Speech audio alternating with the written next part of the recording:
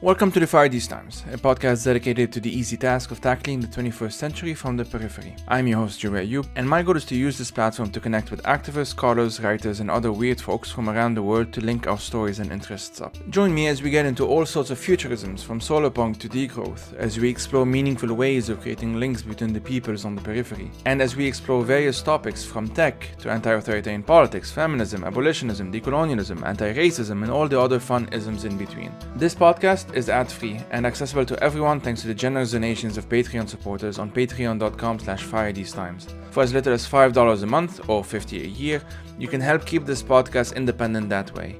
If you're a student, unemployed, or in any kind of financial difficulties, you can support with $2 a month or $20 a year. There are also other methods such as on PayPal or buymeacoffee.com, and you can find the relevant links in the description below or on the website. My goal is to make this project financially sustainable so that I can work on producing valuable content on a regular basis, such as this podcast, the newsletter, my essays, various online resources, and hopefully eventually YouTube essays as well. And if you like the content of this podcast, you can also check out the newsletter. In that newsletter, which I release on a quasi-monthly basis, I reflect on some of the topics discussed on this podcast and try to take them a bit further. The newsletter is free and you can get it by simply subscribing directly on the website. The Fire These Times is named after the James Baldwin book The Fire Next Time, and the music is by Ibrahim Youssef. Thank you for listening and take care.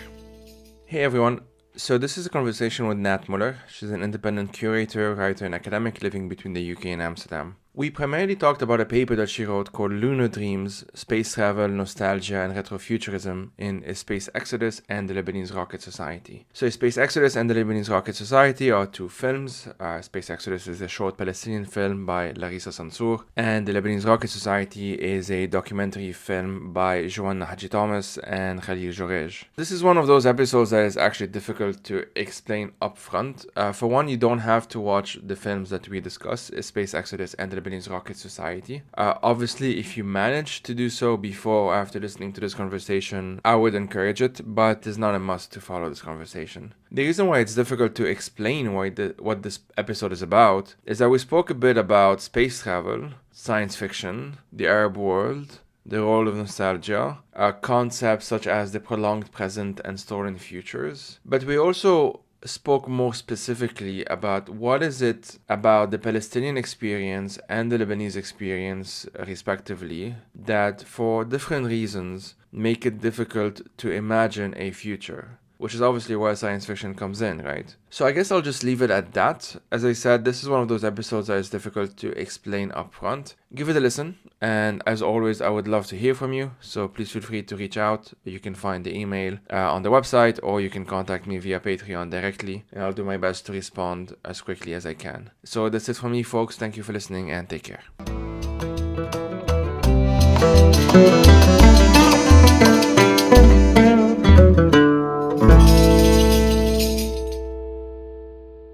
So my name is Nat Muller, and I am a curator and academic, currently finishing a PhD on science fiction and contemporary art in the Middle East. As a curator, I've worked predominantly for the past 15 years with artists in and from the Arab world. Well, as someone who's trying to finish his PhD as well, I sympathize. Thank you. My commiserations. So we'll be primarily talking about a paper that you wrote called Lunar Dreams, Space Travel, Nostalgia, and Retrofuturism in A Space Exodus and the Lebanese Rocket Society, which obviously we'll be talking about those two as well for science fiction studies. Just before we start, as always, everything that we talk about, like links, references, whatever they are, I will include them in the description. Can you talk to us just a bit briefly about what the paper is about? Okay, so the paper actually is based on my first chapter in my PhD. I look in my PhD at science fictional motifs and how they function in specific contemporary artworks as devices that signal loss but also have a recuperative function. Mm-hmm. And this first chapter is basically on space travel and modernity and the nation state and how that is expressed and imaged in specific artworks from specific artists. So in that particular paper, I take out two works. One, the Lebanese Rocket Society, which is a film by a Lebanese duo of artists and filmmakers, Jean-Naji Touma and Khalil Jourej. And the second one is a short video by Palestinian artist Larissa Sansour, A Space Exodus.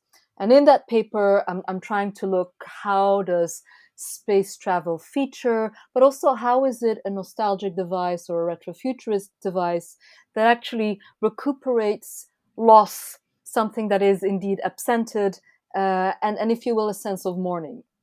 So that's in a nutshell what that paper is trying to do, and trying to somehow also see how nostalgia, which gets a very bad rap, by the way, in contemporary art from the Middle East, how can we, in a way, rethink nostalgia as perhaps a productive trope? Not necessarily one for the future, but one that maybe can come to terms with some ghosts of the past, and be productive in a sense of looking back at a past, and trying to reclaim something of that, and mourn that, with it, which mourning is, however painful, is something that also perhaps insinuates healing. So that's what the paper is trying to somehow discuss. Thanks for that. Yeah, we'll definitely talk about nostalgia. It's one of my chapters, and I also found that the bad rap is sometimes deserved, but often undeserved.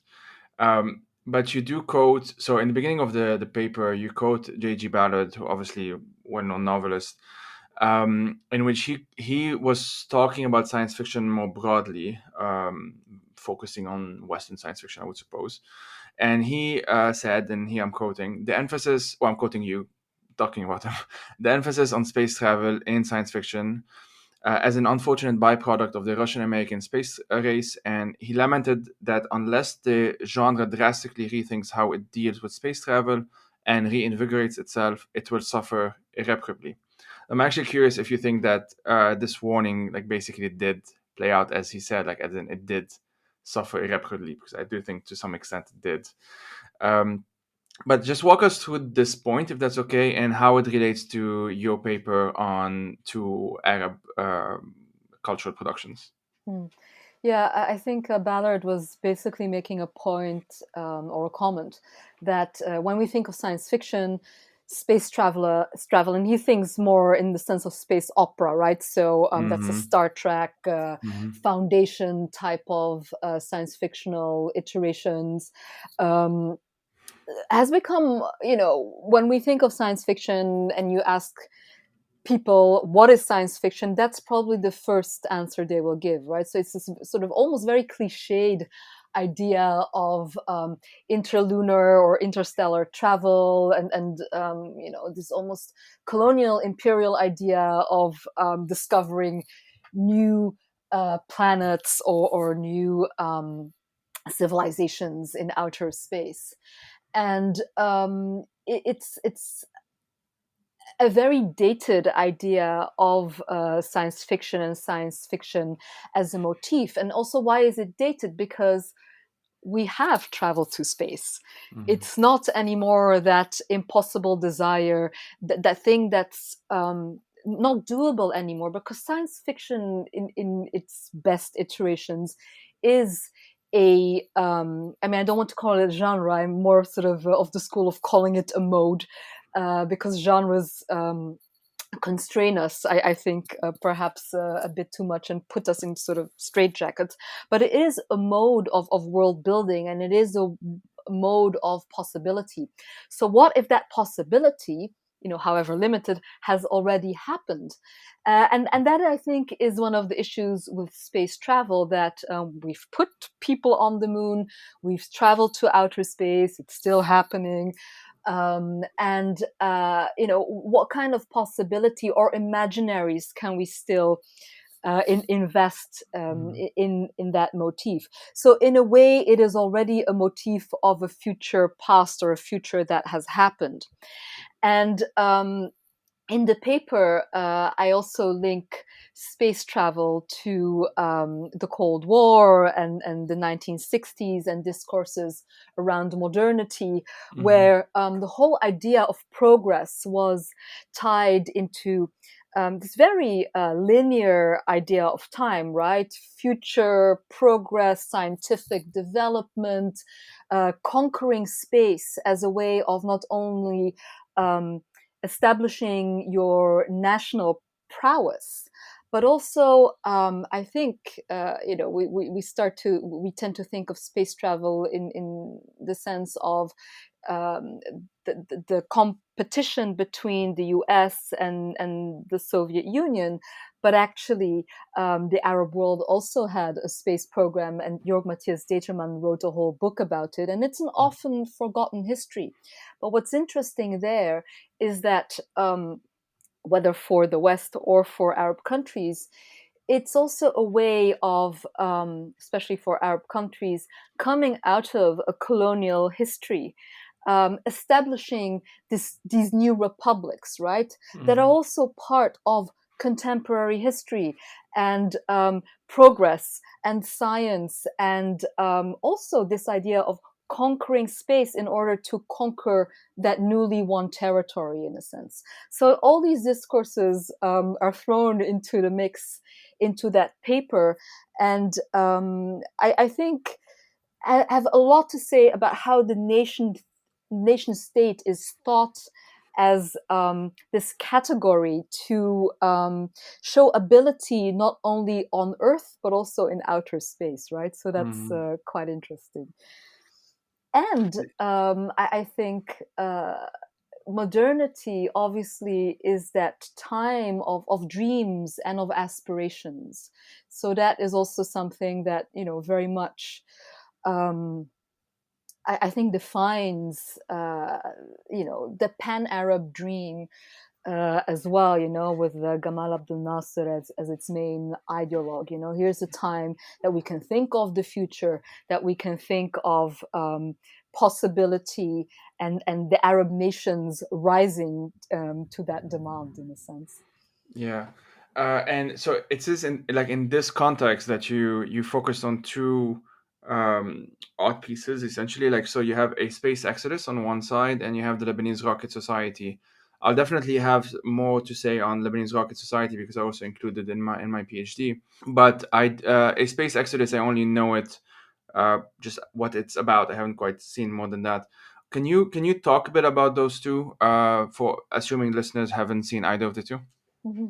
So I'll start with A Space Exodus, which is a 2009 work, so quite early work, of Palestinian artist Larissa Sansour, who is quite well known for her work with science fictional tropes. But this is actually her first one. Before, she worked more with ideas around popular culture and more documentary style vignettes. And Space Exodus is a quite short video, but she brings, again, two quite popular cultural references, one being Stanley Kubrick's 1968 film Space Odyssey, this hallmark of science fictional cinema. And then the 1969 landing on the moon and Neil Armstrong going out and being the first man to step on the moon. And she, in A Space Exodus, actually Palestinianizes that whole narrative. So what you get is a Palestinaut, a Palestinian astronaut or cosmonaut, in her space shuttle, the Sunbird, which is, an interesting iconographic reference to Palestinian folklore. Landing on the moon and defiantly planting a Palestinian flag on the moon. The whole sort of idea being, well, if you cannot have a viable nation state on Earth, then let's colonize the moon as Palestinians. That is the premise of the video, but in the paper, I try to complicate that reading as well. Joanna Jitouma and Khalil Jorej's Lebanese Rocket Society is mainly a documentary, but also documentary in which the filmmakers write their own biography.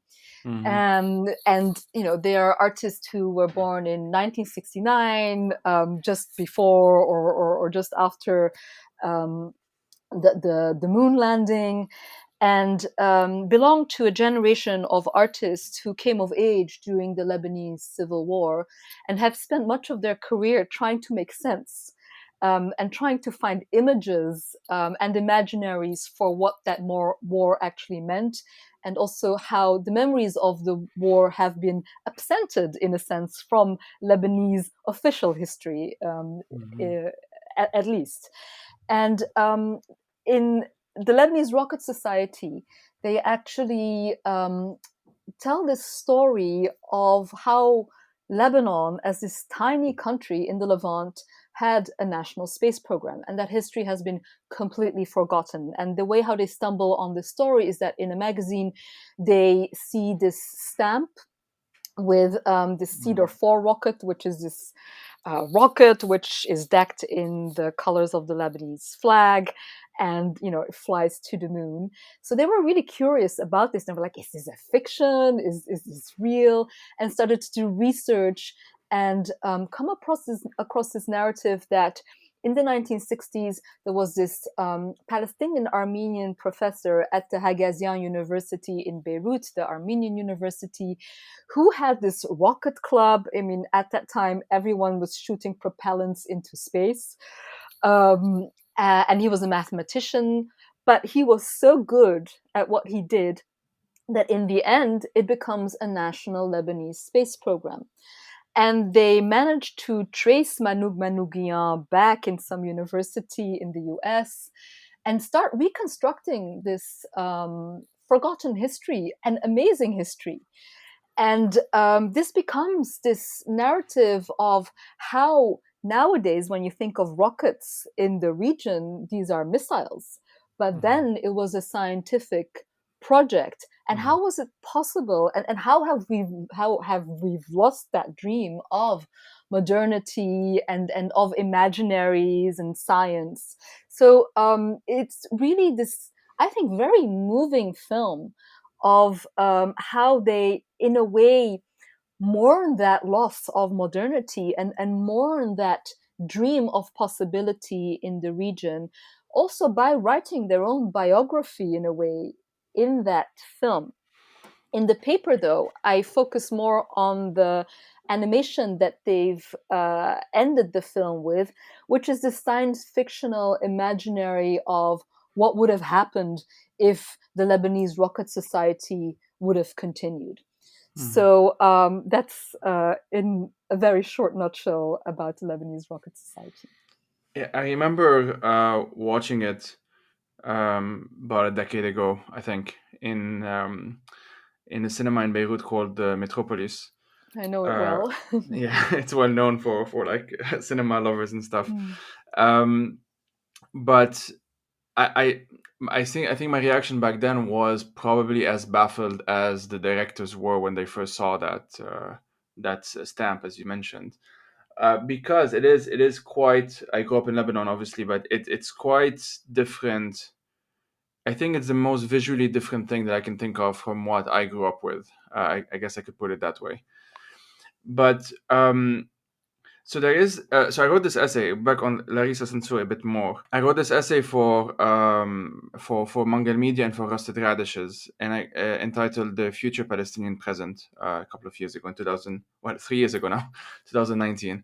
Kind of reviewing and commenting or analyzing the book Palestine Plus 100, which is this book of fiction, short stories, imagining 2048, so 100 years after the Nakba. Obviously a pivotal year in Palestinian history, edited by Basma Ghalayini, I should say. And as it happens, I used one of the stills from Larissa Sansour's Nation Estate, obviously with permission. And the reason I'm mentioning all of this is that in the essay, there was a concept that I borrowed from Walid Sadek called the protracted now. And I still use this concept as well in my PhD. And the protracted now, so protracted as in prolonged now, a present that's endlessly postponed, essentially, or it feels like it's being endlessly postponed. To describe the image that came to my mind so this is.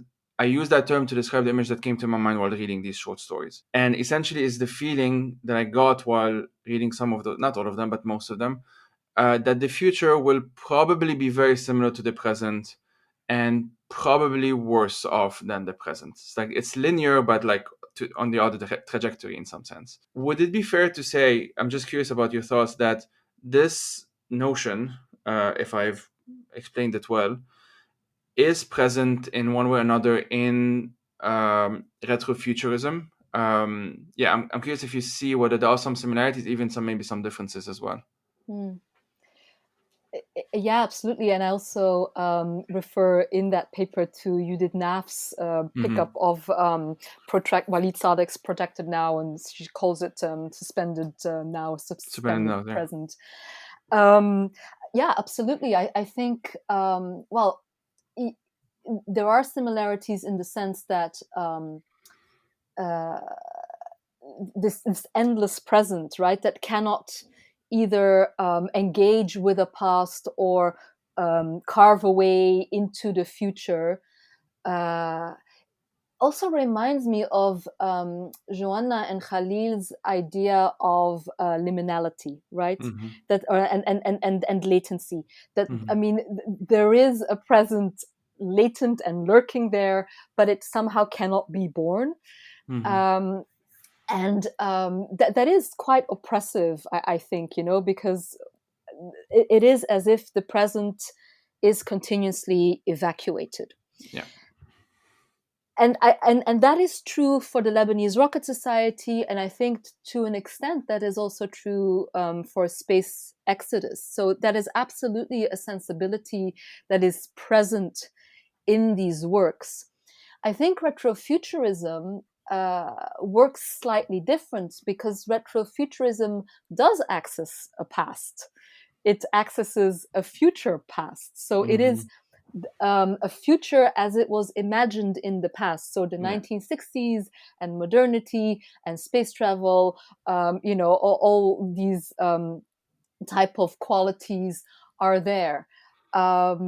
Of course, if you're caught up in the present with the retrofuturist idea of the future, you will still be unable to really access a future that is conceptualized in a contemporary moment. I mean, we're talking a lot about temporality now, and which is probably excessively confusing for your listeners.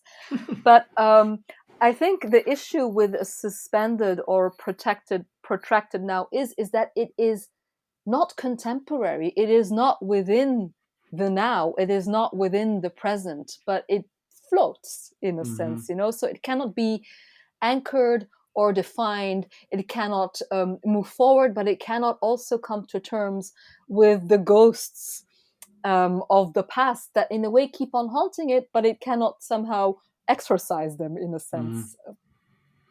And yeah, that's what's been, or that's what was most interesting when I watched Lebanese Rocket Society, because like for all critiques of modernity, which we can even get into them, there is that sense, or at least in that documentary specifically, that when I was watching it, I remember seeing something that could have been. And obviously the final animation, which we'll get a bit more into, of Hassan Halwani, I mean, I guess this counts as a spoiler, but I mean, it's a documentary. I don't know. I don't know. Whatever, listeners, you are warned. But so anyway, the idea of what Lebanon could have been like, the details don't even matter that much to me. It's just the very notion that it could have been different, and that very possibility is sort of how do you say this? It kind of clashes rather violently with reality, essentially, with the present, we might say. And because in the present, I mean, especially like these days, but I would guess that this has been true for some time now, as those terms, protracted now, even in Lebanese Rocket Society and films that I've analyzed from like the 90s and 80s, also this theme is sort of definitely repeated in Lebanese cinema. Yeah, so it's this clash that kind of interests me, because often I find critiques of modernity. That's not even that, but let's say critique of science fiction. Let's put it that way, as this trope that Ballard mentioned, or the weaknesses that he mentioned, which I completely agree with. But I still find myself, for example, enjoying most episodes of Star Trek, with often caveats here and there. And I find that the most interesting stuff are not really, well, discovering new civilizations or whatever, which is a kind of a tired trope. Mm-hmm. And I think it was a tired trope in the 70s, to be honest. But it's definitely a tired trope today as well. It's more the trying to they have, like, philosophical dilemmas and ethical dilemmas and stuff here and there and whatnot in a different setting than our setting. It's kind of like this exact same questions, or similar enough, but it's like in outer space, and so it allows me to to have this leap of creativity, you might say, and then I kind of think about those questions a bit deeper. So there are ways in which it could be interesting, let me put it that way. But in Lebanese Rocket Society, it's divided in two-ish. The documentary was, as you mentioned, reconstructing the story, a bit kind of a memoir, or at least biography of Lebanon in many ways, or at least an aspect of Lebanese history. And of course, an investigation of why, the question of why was it forgotten, why was the space program forgotten, and so on. But then towards the end, there's this kind of a break from, I haven't seen it in a few years now, but I remember it as the kind of a break, even in pace, from the what the movie was up until now, which is this animation by Rassan Halwani, who, like, I've interviewed him for his other documentary, Erased Ascent of the Invisible, I think, and it's a really, really good film, which I will link in the description as well. But can you talk to us a bit about that animation, and why did you focus on it? Again, assuming that people haven't watched it, but will be able to talk about it anyway, because the theme is very relevant. Yeah. Well, I mean, I was writing a paper on science fiction, and obviously the animation is envisioned in the future. So I would say, in a way, it's the most straightforward science fictional aspect of the film. Saying that, I think that the documentary is far more speculative and far more interesting. Yeah. Because what the animation shows us is a Lebanon in the future, where Lebanon had continued its space program, and there's even a space museum. And there's all these sort of suggestions that make the viewer question, did the civil war happen? Didn't it happen? Because I think the first scene when we pan into the animation is the Holiday Inn, which in Beirut, as you know, is one of the most manifest landmarks of the civil war, because it's ridden with bullet holes. And here the Holiday Inn is a functioning hotel.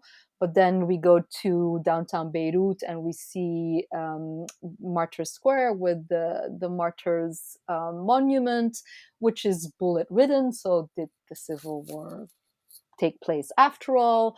There's this Library of Peace, so there's all these little hints that are dropped, yes, no, we don't know, but there is a space program and there is a space museum, and there is sort of I think also a scene in which a satellite is launched into space. And what we get is actually a very conservative and modernist idea of a functioning nation state, which I guess, if we look at Lebanon now, is progress. Because if Lebanon now, is absolutely a failed state, where the most basic public resources cannot be given to its citizens, then here we have a Lebanon where the state functions, it's energy sufficient, there's public transport, education, and all these other things seem to operate very well. So yes, but still, I find it fascinating that the prime future vision for Lebanon would be still the category of the nation state as the prime moniker to which the population would extract its sense of belonging, how society operates. what I found confounding was that it's also a society based on this idea of progress being rooted in science, right? In this idea of technological fixes. We are still going to the moon, or we're still traveling in outer space. There's still gas being extracted in the Mediterranean. So that's very retrofuturist. Mm-hmm. It's not like, I would say, an emancipatory imaginary idea of the future of future society, though I do recognize the wishful thinking and the social dreaming, not of what Lebanon should be in the future, but what Lebanon should be now, Mm-hmm. and is not. Yeah, because indeed it's not the futuristic like stuff that we see in that animation. We're not talking about flying cars or like, space travel. I mean, space travel, yes, but like time travel or, or intergalactic. It's not that kind of futuristic kind of imagination. It's just, well, Lebanon is doing okay. That's sort of what it is. There's a metro. There are oil rigs for some reason. The stuff, well, as you mentioned, energy sufficient, public transport, all of those stuff. What I do find, and you mentioned it, of course, this is sort of like Arab modernity 2.0 essentially, is that it is very similar to a lot of like old footage that I've seen of like Americans kind of saying the same thing in the 60s of like what the moon landing will be is not just about going to the moon. It's all of those stuff. Obviously, one giant step for humanity, of course, as Neil Armstrong said. And of course, on the Soviet side, there was also an equivalent, but I'm not as familiar with it. But like the point is that this is something that was already there. It is a trope. It is a I don't know, a tendency, a political tendency that does feel quite conservative, as you said, and yet in the animation, it is in some sense the best case scenario. That's kind of, and I thought about this a lot, many times essentially, and I couldn't quite wrap my head around why it bothered me. Not like I'm not like pissed off about it or anything like that. And Rassan, I love him. This is nothing personal, but the idea of what could have been being actually so copy pasted in many ways from what we know has happened to some extent in other places. This is what I found quite a bit depressing. I should say it's limiting, but okay. So speaking of limiting, I wanted to make this point, which it's not in your paper, but kind of thought about it while reading it, and a couple of days ago, or rereading it a couple of days ago, which is like the Arab space story is interesting for another reason. Not a lot of people know this, but the first Arab who went to space was a Saudi royal. His name is Sultan bin Salman bin Abdulaziz, and that was in 1985. Whereas the second Arab in space he's still alive, Muhammad Ahmed Faris. That's in 1987, who's a Syrian astronaut, and now he's a Syrian refugee in Turkey. He fled the Assad regime a few years ago, and it's a different story. But there is something quite symbolic I found when I was kind of reading the Wikipedia of like, a list of astronauts of Arab descent or something like that. And it's because it tells me that the only way an Arab can go to space these days, realistically speaking, is being part of the elite, so the Saudi royal, or probably just like having a different passport, having a Western passport, being of Arab origins or having a dual citizenship or what have you. And I thought of the example of Charles Elashi. He didn't go to space, but he was the director of the Jet Propulsion Laboratory, which sent I think it was the Curiosity rover on Mars some years ago, something like that. And I mean, he's Lebanese American. And the idea that the conclusion that I sort of reached while kind of thinking about that is that if I were to want to go to space, I don't really, but if I did, what are the pathways in front of me? And those are really the only two pathways. Either I am part of the royalty essentially, or part of the military elites, or depending on the country, Egypt, the Gulf, what have you, or I am somewhere else basically. From in Lebanon, it's putting aside all of the crisis in Lebanon, it simply would not be possible due to those factors. And I mean, it's not just an Arab problem at this point. I mean, I kind of it's kind of like a privatization of space. A lot of people are talking about it. You know, the billionaire penis measuring contests and all of that between Bezos and the what's it called, the Virgin guy or whatever. All of those stuff. It's a problem that's beyond the Arab world at this point. But the reason why I'm focusing, other than your paper being on the Arab world, but the reason why I'm focusing it also in this conversation is that those problems don't exist anymore because we don't have a space program anymore, if you see what I mean. So even the critiques, if we are criticizing, let's say, Ghassan Halwani's animation, what it meant, not the animation itself, but like the meaning behind it, we're criticizing it from a different perspective or different positionality, I don't know, whatever, then we would be if we're criticizing, let's say, Jeff Bezos or Musk or Branson or whatever, because they are doing things. They are affecting the world mostly in negative ways, and that's why we're criticizing them.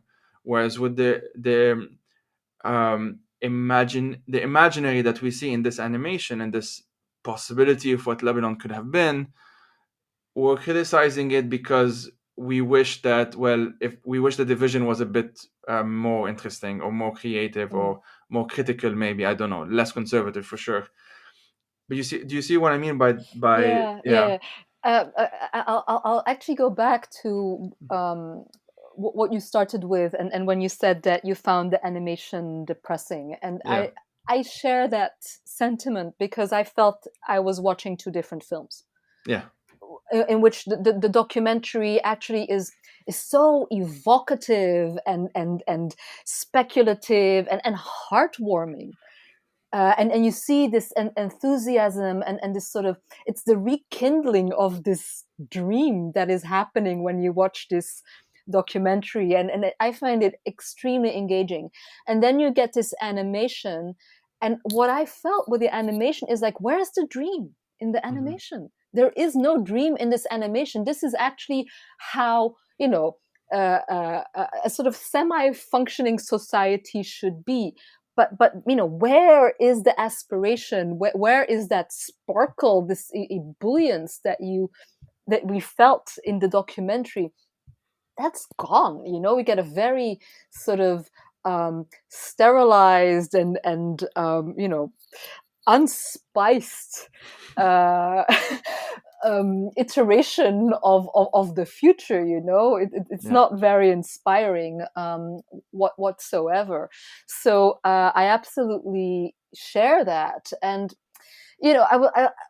while thinking of what you were saying earlier, I was thinking, well, in a way, the documentary is about absence and that loss, and maybe we expect too much of the animation. Maybe we expect the animation to rectify what was lost in the documentary, and it doesn't. In a sense, it only gives us more absence, because while it gives us a Lebanon in the future that seems to function okayish, as you said, it does not give us a dream. And in that sense, it's consistent. But I mean, like you, I was very disappointed, because I wanted it to end on like, yes, like this spark that you find in the documentary, and it doesn't. But that's also sorry, no, that's no, also go why ahead. That's also why I love science fiction often, is that a lot of the time, those of us who really get into it, our standards or expectations are so high that it's almost impossible not to be disappointed. But you can be disappointed in different ways, like just that, oh, this is incomplete, but I loved it, or and I think honestly that the film would have been, in a way, much more speculative, much more science fictional had they not ended it on the animation, because then the question of the what if and the question of possibility would have resonated much stronger. So in a sense, it would have been Well, speaking of this what if, it is this I think it's a good segue, because the next question was going to be about the role of nostalgia, and you argue, and as I mentioned, I agree with this, and I make the similar point in my own research, that nostalgia has this bad rap. So let's talk a bit about first, why do you think it has this bad rap before we kind of dive a bit more into its potential, if that makes sense. Yeah, I'm also curious to hear your thoughts about this, by the way. But I've been working with artists from the region for a really long time, and I've come to notice how often they say, well, but our work is not nostalgic, or this is not to be nostalgic, and there's almost this fear, this phobia of nostalgia. Which on the one hand I understand if you view nostalgia in a very particular way. Yeah. And nostalgia as this romanticized view of a past that never was, often a mythical past. If I want to give some examples of really bad nostalgia, they're actually the types of nostalgia that come to bear when we think of nationalist populism. It's nostalgia of the Erdogans and the Bolsonaros and the Modis and Johnson's Brexit. That's the type of nostalgia, the longing for empire, the longing for something that's extremely exclusionary in how it articulates itself. So that's a very specific type of nostalgia, but I think there are many different ways of how we can relate to nostalgia and what it can actually be. And Svetlana Boym has written this beautiful book about the history of nostalgia, and she breaks it also down into what is its etymology: nostos, return home, and algia, pain. So basically homesickness, or this longing for a home.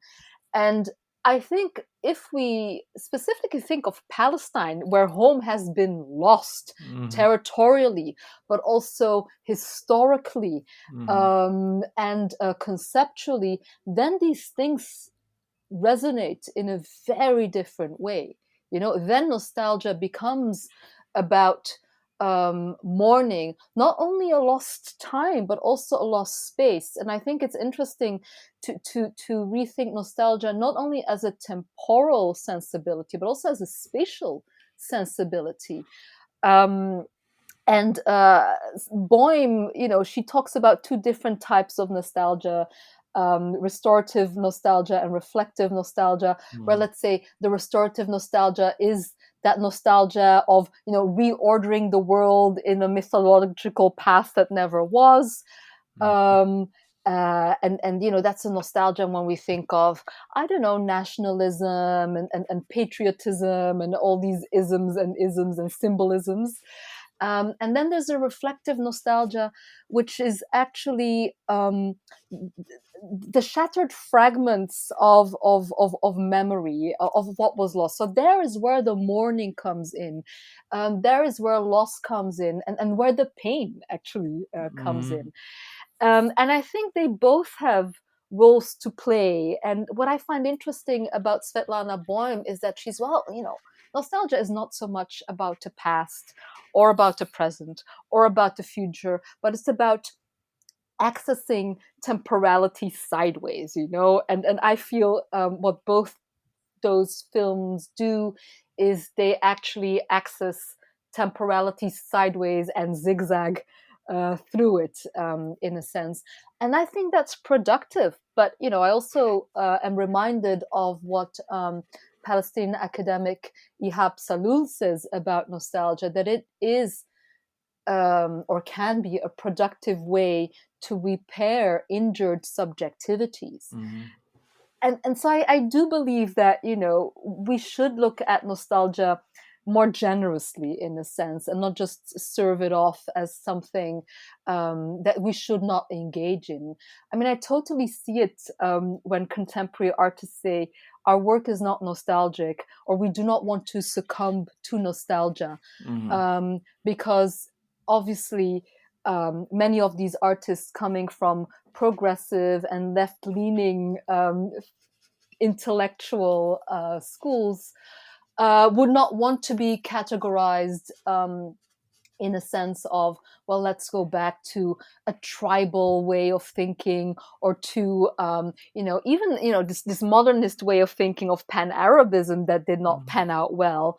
I totally see that, but I really feel that we should stretch these notions and explore how they could work productively, because those sensibilities are present in the works, whether the artists want to negate that, yes or no, they are present there, and we should see them and explore them and see their potential. And in that sense, nostalgia can be also a sensibility of possibility and of the future, if we choose to see it in that way. I completely agree. There's this concept that I use in my research called the mnemonic imagination, and it's like it's embarrassing. I forgot their names. I will put it in the description. It's a really good book of the same title, The Mnemonic Imagination. And so the general idea of it, the general thesis is uh, there is an interesting link which goes both ways between memory and imagination. Essentially, that usually in a lot of the social sciences, even humanities, memory is seen as more authentic than imagination, right? Or at least it's kind of like there's a hierarchy in some sense, and memory, because you're remembering what happened, and so it's accurate, it's factual, it's real, quote unquote, objective, and so on and so forth. Whereas imagination, well, it could be good, but ultimately it's probably not true, it's probably not real, and so on. But the point that they sort of make is that I'm going to try and explain it with some examples, is that when we remember something, let's say something that happened 10 years ago, remembering it today is not the same as remembering it 5 years ago or in 5 years. That there is the act of remembering in and of itself affects that memory, essentially. Not just in the sense that we may forget some stuff and remember some other stuff, but also in the how that memory affects us today. Like, is it a good memory? Is it a bad memory? Is it a powerful memory? Is it a weak memory? And so on and so forth. And one thing that's very interesting about nostalgia, especially in the Lebanese context, in the Palestinian context, in many ways, is more straightforward. The past has been robbed, the present has been robbed, the future has been robbed, and so this is a way of reclaiming what has been stolen. It's in many ways it's a reaction, and when it's a reaction, it can be limiting, but at the same time, there's a survival component to it as well. They want, I say they, I'm also part Palestinian. We want to remember pre-48 because of what happened in 48 and after 48. If that didn't happen, you wouldn't have that same need in some sense. But for example, in the Lebanese context, it is quite interesting, and it's not accidental. It can't be, because it happens all the time. That often, a lot of the time, when nostalgia is thought of in those films, it's usually a mountain. It's usually in the mountains. It's usually the traditional Lebanese homes, which are like from the late 1800s, early 1900s, something like that. And I can think of Ila Ain, a film that came out in the 50s, I think. I can think of Safar Barlik, which famously has Feiruz in it, which is dated to the Ottoman period. That's when it's set. But it's like similar. It's a similar setting, and there is an entire discussion that could be had, and I'm still thinking about it myself, as to why, for example, the sea isn't as romanticized. There's something about it. Like, I can think of in Elie Derer, who I've interviewed, his short film Waves 98, and I believe his most recent film is called The Sea Ahead, actually, but I haven't seen it yet. But in Waves 98, the sea is it's a place of possibilities, but it's not necessarily a place of escape. It's not necessarily, quote unquote, a good place to be, if you see what I mean. Whereas Those Who Remain is a documentary that I saw some years ago by I believe it's Eliane Rahe who directed it, if I may be mistaken. It's also about, she follows this man called Haikal, if I remember his name correctly. Beautiful film, yeah. Exactly. And it's also a mountain setting. It's and there's so many other examples. I can think of so many others, and I'll probably put a list in the description as well, because it's like, this is the authentic past, or in some sense, this is the authentic Lebanon. This is Those Who Remain, essentially, as the title suggests. And in Ila Ain, which is this, I guess, the first modern Lebanese film, and it won an Oscar. No, it won a Cannes. It was a Cannes, whatever. Palme d'Or at Cannes. It's all about Ila Ain means where to, and the story is about a man who, I think it's set in the late 1800s, early 1900s, so what we would call the old migration during Ottoman times to the Americas, in this case to Brazil. And it's not really about the man who left, it's actually about those he left behind, the family, the mother, the kids, the son, whatever. And the story is sort of actually about why leaving is a bad idea. Why leaving is like he at some point, I don't forget the details, so it's not really a spoiler anyway, but someone says like it's not worth it, don't go, or it's not as good there, it's better to stay, essentially. And so this sort of nostalgia, I mean, it came out in the 50s, but it's set like 60, 70 years prior, is about something that is lost, or we feel that it's been lost. And a lot of the time, as you mentioned, the nostalgia being not seen too well, I think those who have that approach miss those nuances, miss the fact that it's usually actually about the present. It's actually like the nostalgia of a movie in the 50s is not the same as the nostalgia of a movie in the 2000s. There's something quite different because 50 years has passed and other stuff have happened, and more futures have been lost, if you see what I mean, in that time frame. So yeah. I think it's interesting because while you were talking, I was thinking like, okay, but why this phobia for nostalgia in contemporary art? And I think one of the reasons is because it's seen as the foil or the opposite of the contemporary. Like how can nostalgia be contemporary? But as you say, I think it completely intersects with the present. So that's why it's interesting to actually allow it to interact with it. But another thing you said actually piqued my interest as well, when you're talking about nostalgia in Lebanese films, and nostalgia being depicted as the rural and the mountainous and sort of the authentic Lebanon. And I was reminded by a talk Zina Masri gave only a few days ago, where she speaks about Lebanon in the 1960s, and how actually, you said that there's no mention of the sea, how Lebanon actually reinvented itself as this Mediterranean cosmopolitan country, where the jet set of the whole of Europe had to come.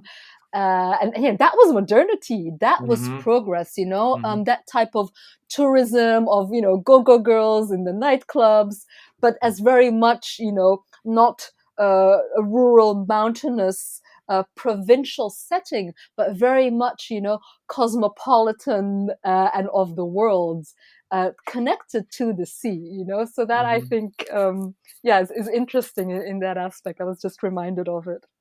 It's funny because I grew up in the mountains, and for me, it's both of those settings in movies. I mean, so the mountains in movies and the sea in movies are settings that I've never seen.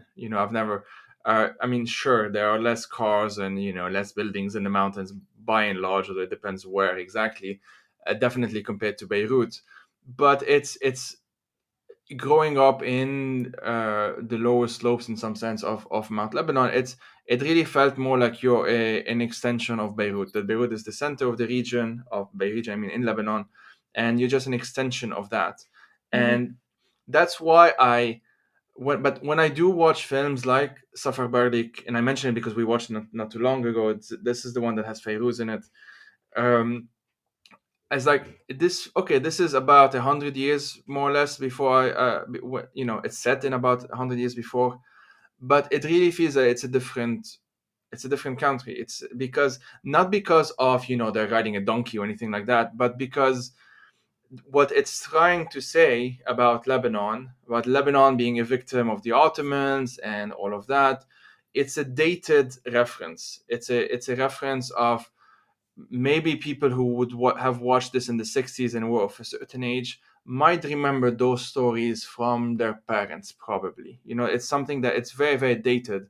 And so I watched it largely just for like the cultural value of it.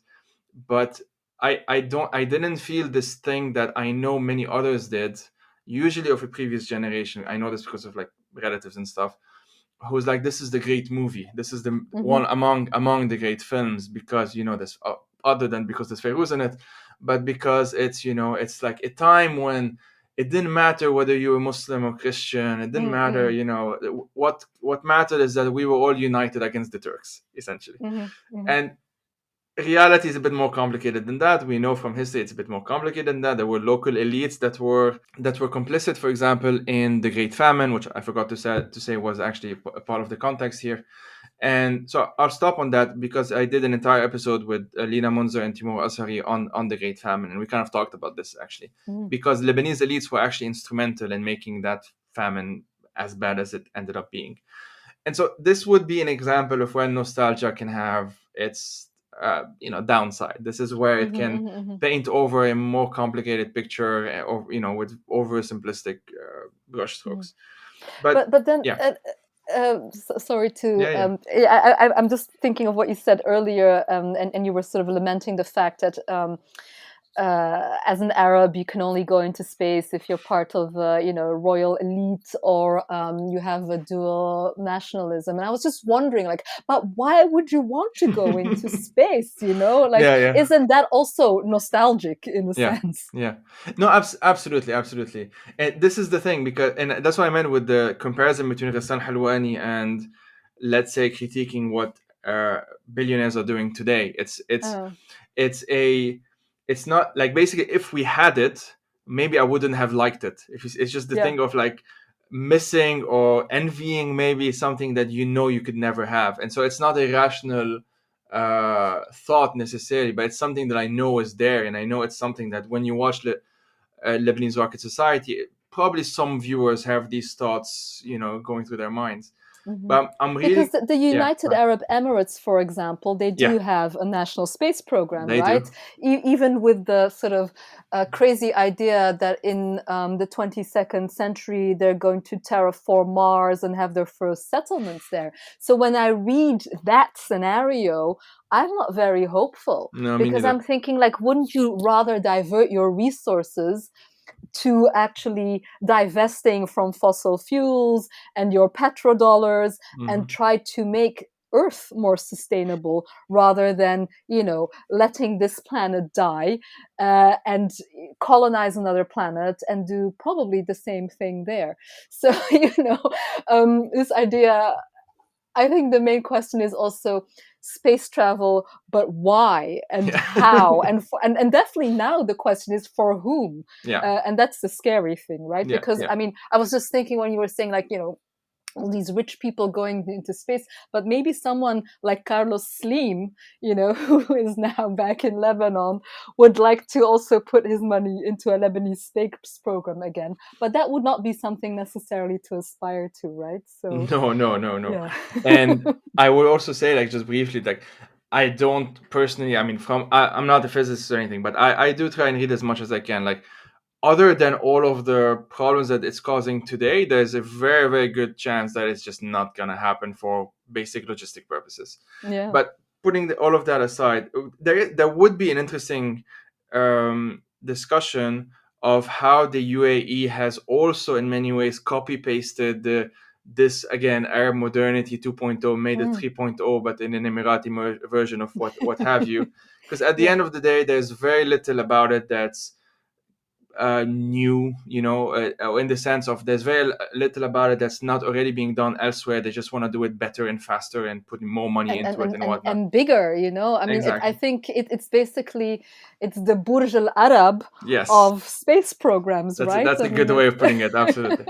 It's that. And it's also, again, I think, you know, we're talking about the link between space travel and modernity and the ostentatiousness of nationalism, right? And I think it's just that, you know, it has this holy trinity works very well also in the Emirati space program. It's like, again, you know, we're on the map, we're present, you know, we are, you know, though they're not going to say we're an authoritarian regime, but, you know, with all the political problems that we have in the Gulf, this is also, you could say, as arts is being used, as Formula One is being used, as football is being used.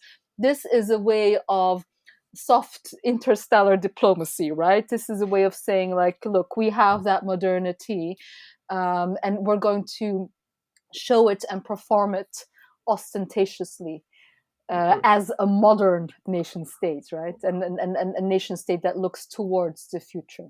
I mean, we can call it space washing if that term doesn't exist already. I love that term. I'm going to use that. It probably, I don't know if I just coined it by accident. Probably someone has used it somewhere. It's excellent. Specifically on Sansour's work, just to go back a bit to her, there's this line which I just copied it, but I don't know where it's from. It's probably from one of her stuff, like, which it is easier to reach the moon than Jerusalem, and I find that really, really powerful. It's very because it is easier to reach the moon in theory for a Palestinian, even in this future world in which a Palestinian can go to the moon, which is already obviously very difficult, or impossible, one might say. It's still easier than going to Jerusalem, which is like right there physically in our stuff. What do you sort of make of that? If you can kind of also contextualize that phrase. Yeah, so for Larissa, for example, she was born in East Jerusalem but grew up in Bethlehem. I mean, in the space exodus, she is traveling into space. She is planting that flag on the moon, but she cannot physically go and visit the city of her birth. Yeah.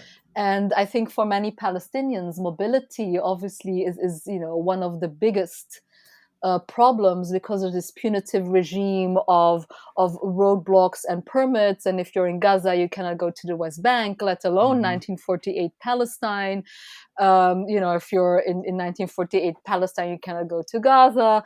And within the West Bank, there's already all the checkpoints and the flying checkpoints, and who can and who cannot leave, and this whole sort of colonization, not only of space but of people's time as well, that they need to spend on whether they can go from place A to place B. So it is very much the terrestrial reality of Palestine there being articulated. Well, it just reminds me, it's funny, but it's not funny at the same time. But when we had the first or the second lockdown, COVID-related lockdown a couple of years ago, I was talking to a friend. I think she was in Ramallah at the time, and she just joked that, like, we have lockdowns all the time. Essentially, is what she told me. Like, obviously, if the Israelis want to do something, they usually shut an entire neighborhood down, or sometimes the entire city down. So it's something that it made me think of it now.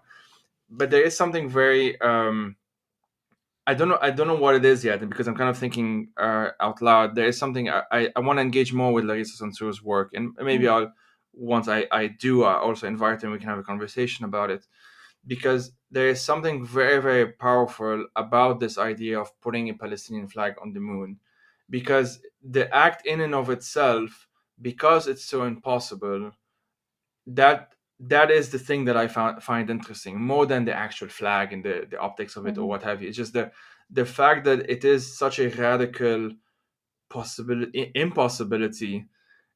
This is what, for me, triggered all of these thoughts, essentially. And the idea that it's not that different, I don't know if that's kind of, it might be a bit of a stretch, but not entirely, but it's not that different from, African Americans being able to represent America at the Olympics in Berlin, but then when they go back to America, that's in 1936, and then they go back to America and there's still Jim Crow and segregation and whatnot, or obviously fight and die in World War II and still have segregation when they go back to the US. It's not that different from that, obviously in different contexts, but it's the idea that you can participate in theory in a part of this project of the nation state, especially if it involves you risking your life, and stuff like that.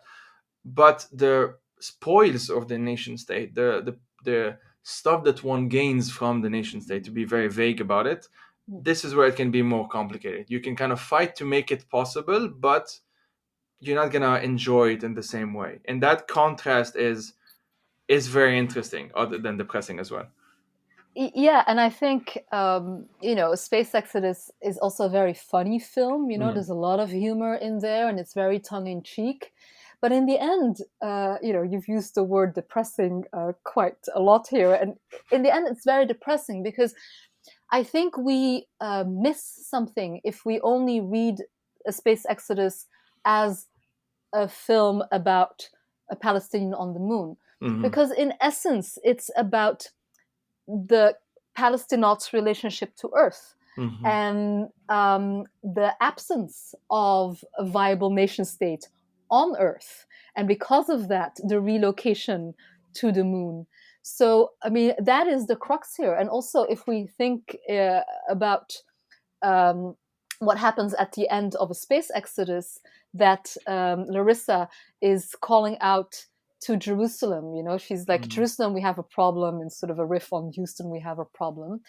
And she spirals into space. So she will not return home. Mm-hmm. That is, again, this idea of Palestinians in the diaspora or within historical Palestine or within Gaza or within the West Bank not being able to return to Palestine. Yeah. So I think that is, the painful comment, the actual loss and the actual absence that propels a space exodus. It is not an exodus by choice. It is a dispossession of Palestinian territory, Palestinian history, Palestinian dreams on Earth that necessitates a move to the moon.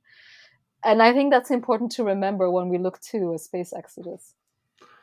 And so it kind of brings me to the next question, which is kind of just indulging me, if that's okay. But I try and have in as many episodes as I can, like something related to solar punk or to Afrofuturism, indigenous futurism, that sort of thing, because I'm really into them. I'm really interested in them in many ways. One day writing them as well, hopefully, at least solar punk. What do you think the link is between or how would you compare retrofuturism, let's say, with those other genres that I don't know how one might describe them all at once, but like speculative genre that usually try and imagine a different future in a more radical way, I suppose it would be fair to say. I mean, I think the thing with retrofuturism is that it's not radical at all. Mm-hmm. I think that's the main difference. So I think what's interesting, maybe in my research, what I've found about science fiction in the Arab world, and I look specifically at artistic reiterations of these science fictional motifs. Which are not all retrofuturist, by the way. I mean, I think there are many works that, to the contrary, suggest something that is far more radical, far more speculative, far more imaginative. But what I find interesting, and which is something that, for example, in Afrofuturism or different forms of indigenous futurisms, is that in a way, the nation state keeps on coming back with a vengeance. Mm-hmm. So it's, if, for example, you mentioned Palestine 100 years in the future, it is still Palestine. Mm-hmm. We look at a lot of fiction, science fiction coming, for example, from Egyptian writers. It's still going to be Cairo. It's still going to be Egypt. Even with Lebanese iterations, and there are not that many. The nation state is still this foundational category of how things work or don't work, even if they're dystopic. I find that interesting, that it hasn't reached a stage of Afrofuturism, which is usually post-national, Mm-hmm. or indigenous futurism, which looks more at vernacular and more very smaller entities of organization. I am fascinated by that, and I wonder, why is that? Is that because the nation state, if we look at the Arab world, is such a problematic category? In Palestine, it's absent. In Lebanon, it's failing. In the Gulf, in Egypt, it's authoritative and repressive. Is that because we're still so much haunted by that, or is it something else? So I find that interesting. To think about, and what it means, and is that very different to Afrofuturism or solar punk, or these other types of futurisms we're thinking of. I think also when we think of futurism and futurity, more often than not, they have very little to do with the future. They have a lot to do with the present and the past. We can never know the future. It's something that is completely unknown. You can only speculate about it. But I think the best and most complex science fiction rethinks the past and the present, right, in innovative and speculative ways, and tries to come to terms with it. And I argue in my PhD that it's trying to, whatever was lost is trying to recuperate something in those absences and in those losses, even if it's something completely different than we lost in the first place. But there is something of repair going on there, or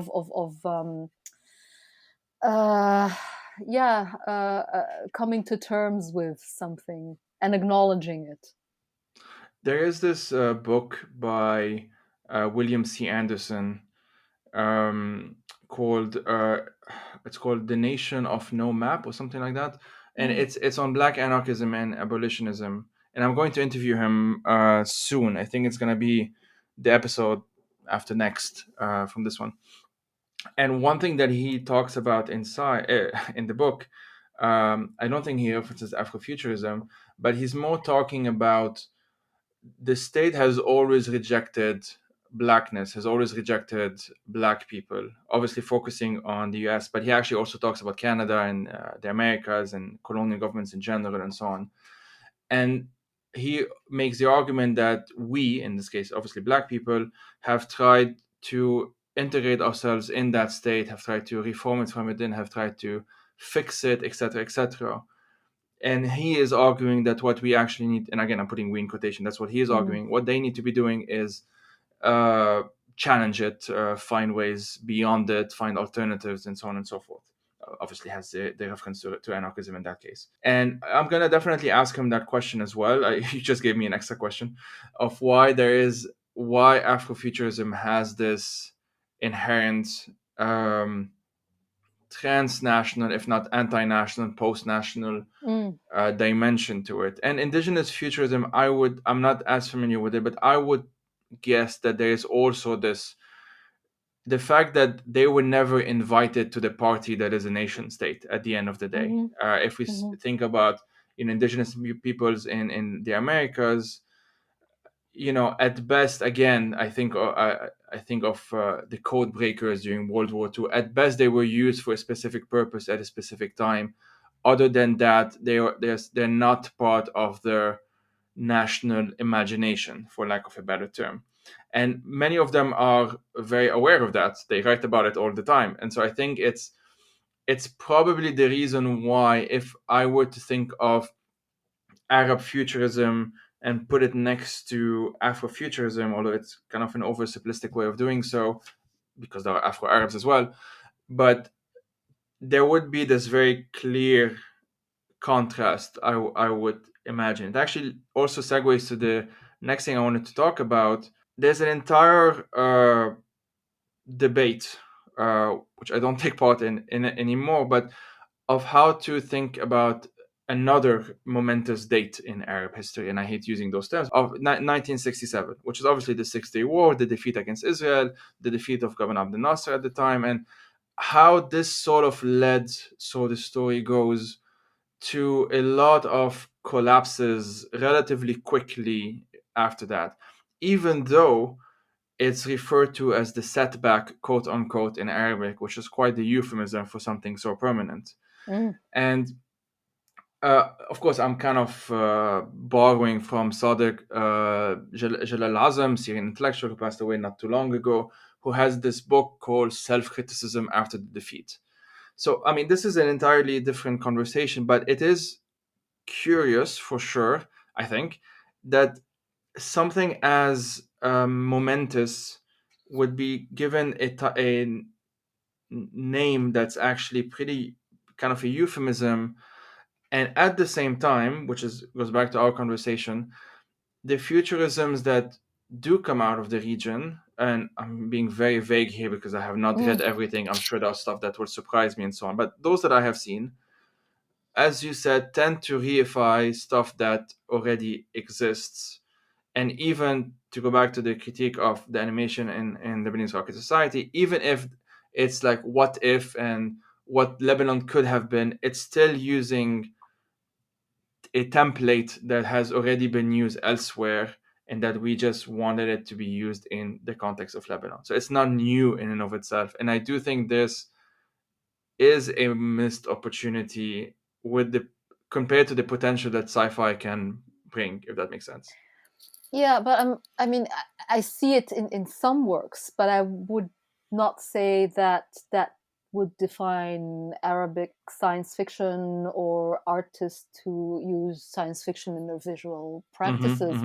To the contrary, I mean, my whole PhD is actually about how they destabilize and reconfigure these fine science fictional tropes. I mean, yes, there is the problematization of the nation state, but it's never. I mean, in retrofuturist iterations, yes, but I would say in fiction and in artworks that do not have that retrofuturist quality, I think the nation state, though it might be present as a category, is always interrogated as something that does not serve the people well. And other motifs as well, you know? I mean, if we talk about, for example, the apocalyptic, we talk about, you know, science fictional others, robots, superheroes, you know, superheroes being in essence a very Western genre. But what happens if they become Arab superheroes, right?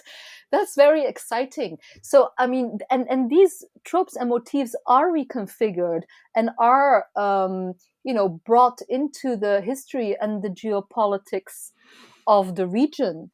And what I find fascinating is that, you know, of course, on the one hand, science fiction, you know, the meta text of science fiction exists because we can recognize that trope, those tropes, you know, across cultures, you know, whether it's from the Arab world or Western science fiction or Soviet science fiction or Sino-futurism or whatever, you know, there is still that recognizability scripted within that trope, those tropes, but they're always also made different and strange and are stretched and serve different purposes. And that's what I find fascinating about science fiction, is that it allows that extent of world building, you know, and however dark and dystopic those worlds are going to be.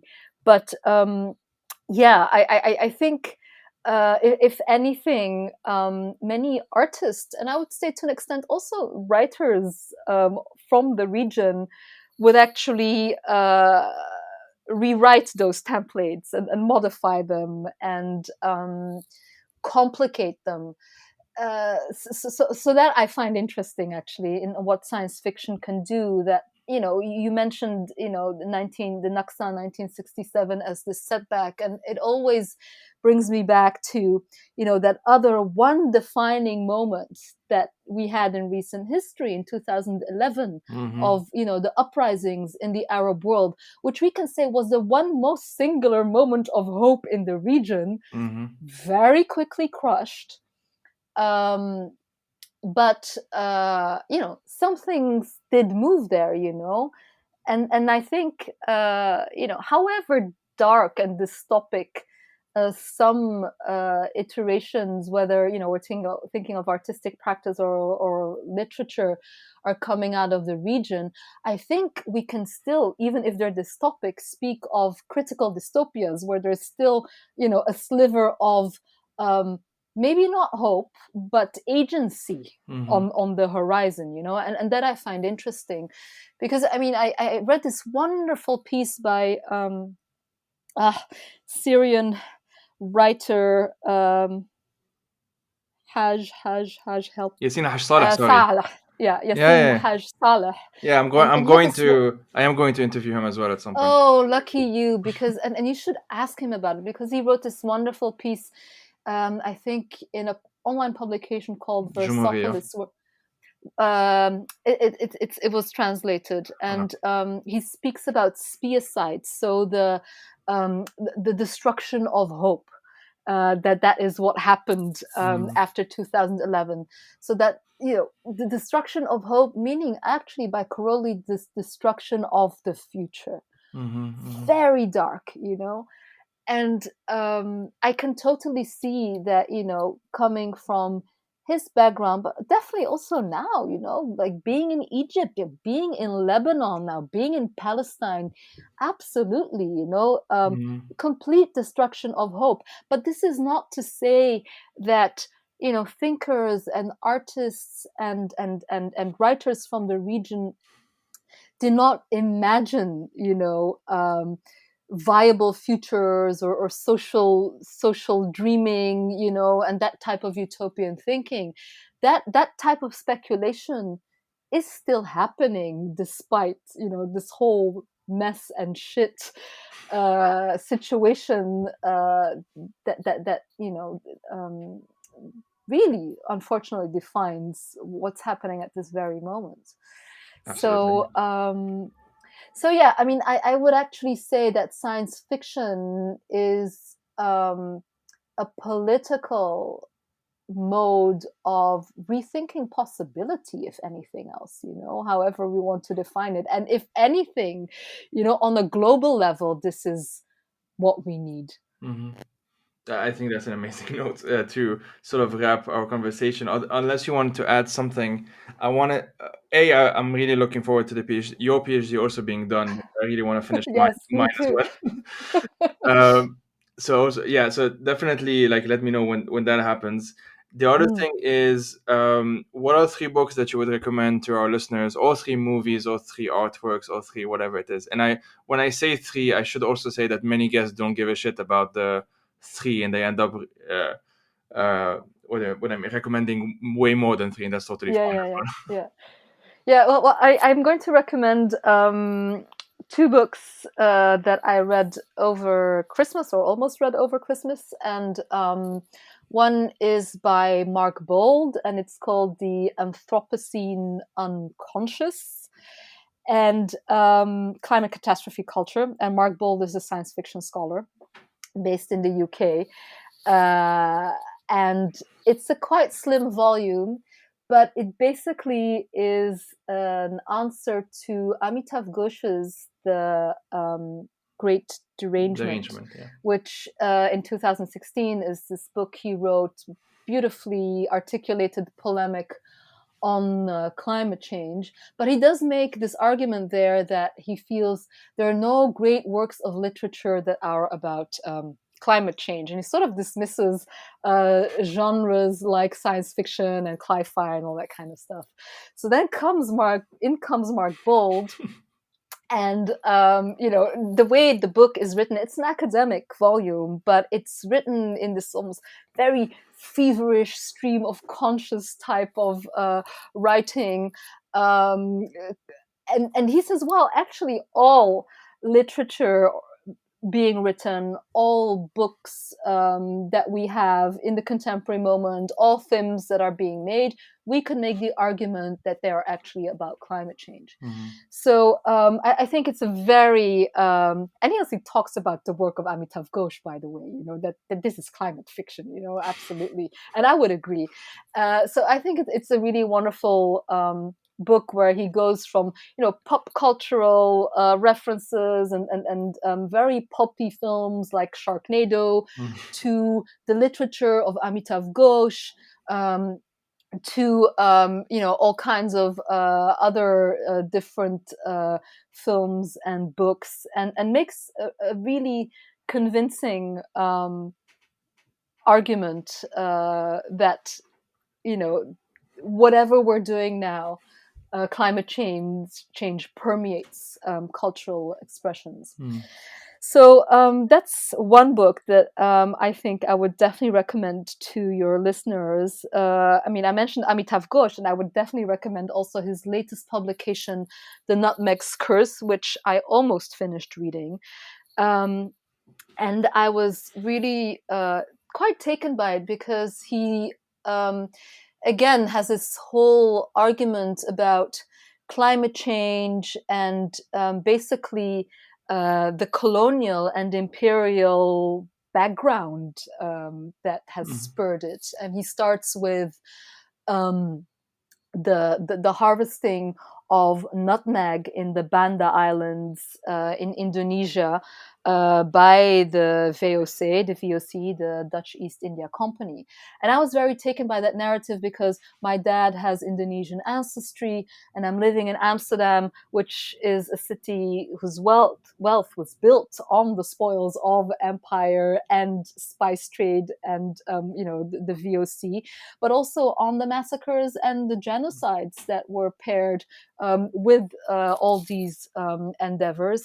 And I think he makes a beautiful and harrowing argument of how the Anthropocene started way earlier, and already there we find the seeds of the anthropogenic and VOC being an example of proto-capitalism and how now we find ourselves in all the excesses of capitalism. So beautiful book.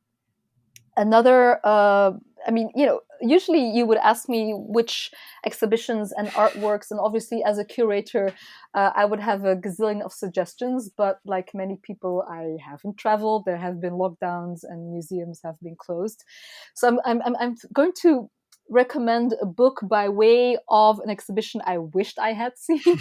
And that's an exhibition in the Mosaic Rooms in London, which is a great place that celebrates artists from the Arab world. And the exhibition is called Stateless Heritage, and it's based on a book by Alessandro Petti and Sandy Hilal, who are this Italian-Palestinian duo of architects and artists, and they run this collective called DAR, Decolonizing Architecture Art Residency.